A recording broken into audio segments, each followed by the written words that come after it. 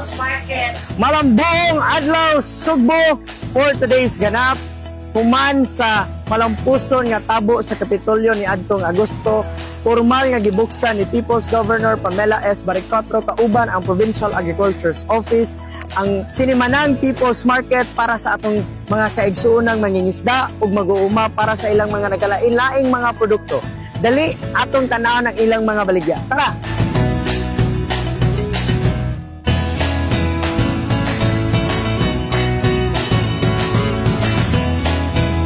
Dako ning kalipay namo no nga finally na atay People's Market diri.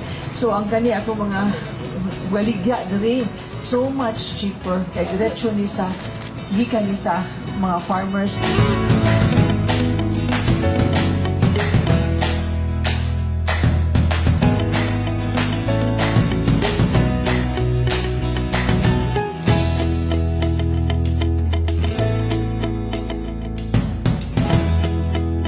Mao kadto ang mga naglalaing baligya diri sa atong People's Market at tangi kada semana gikan Biyernes hangtod Domingo. So see you next. This is Ronjo, your Ganaps buddy for Capital Ganap.